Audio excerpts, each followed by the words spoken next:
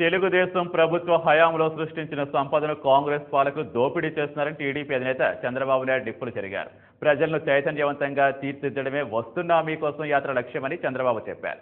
October 2 నుంచి ప్రారంభం కానున్న ఈ పాదయాత్ర సందర్భంగా చంద్రబాబుతో Gemini news reporter Bhumeshwar face to face.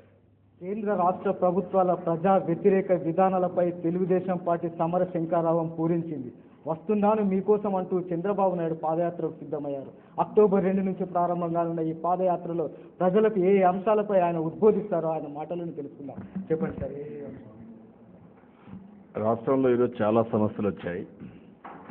గడిచిన 9 సంవత్సరాలుగా కాంగ్రెస్ పార్టీ అవినీతితో అసమర్థతో రాష్ట్రాన్ని భ్రష్టు పట్టించారు. వ్యవస్థలన్నీ కూడా కుప్పగొలిపే పరిస్థితి వచ్చింది. దీని పర్యవసానం ఈరోజు అన్ని వర్గాలు ఇబ్బందుల్లో పడ్డాయి. రైతులు చితికిపోయారు. పేదవాళ్ళు ధరలు పెరిగిపోయి చాలా అవస్థలో ఉన్నారు. ఉపాధి కూడా దొరికే పరిస్థితి లేదు. ఒక పక్క కరువు ఉంది. ప్రజలు ఏ విధంగా ఇబ్బంది పడతారు, వాళ్ళ జీవితాలు ఇంకా ఏ విధంగా అతలాకుతలమవుతాయి, భావితరాల భవిష్యత్తు కూడా ఎట్లా నష్టపోతుందో అవన్నీ చెప్పి నేను వాళ్ళని చైతన్యవంతులు చేయడానికి పోతున్నాను. ఇక్కడ ముఖ్యంగా నేను చేసేది ఈ పాదయాత్ర కష్టమని నాకు తెలుసు.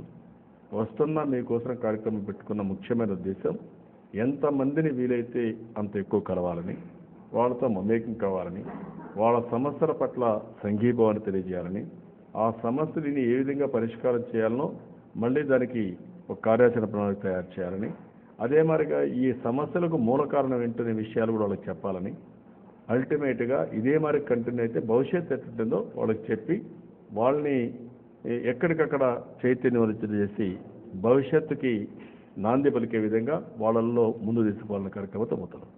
ప్రజాస్వామ్య రీతిలో నిరసన తెలిపేందుకు అనేక విధాలు ఉన్నప్పటికీ ఈ వయసులో మీరు పాదయాత్ర చేయడంలో ముఖ్యం అంటే నేను ఇంతవరకు చాలా కార్యక్రమాలు చేశాను, మీకోసం చేశాను. అది అయిన తర్వాత రైతు పోరుబాటు చేశాను. అది అయిపోయిన తర్వాత ఇంకో పక్కన మీరు చూస్తే రైతుల కోసం నిరవధిక నిరాహార దీక్ష చేశాను. అసెంబ్లీలో పోరాడాం, బయట పోరాడాం, అనేక విధాలుగా పోరాడాం. కానీ ఈ రోజు ఉండే పరిస్థితులు నా రాజకీయ జీవితంలో ఎప్పుడు కూడా ఇంతటి అధ్వానమైన పరిస్థితిని చూడలేదు. వ్యవస్థలన్నీ కుప్పకూలిపోయినాయి.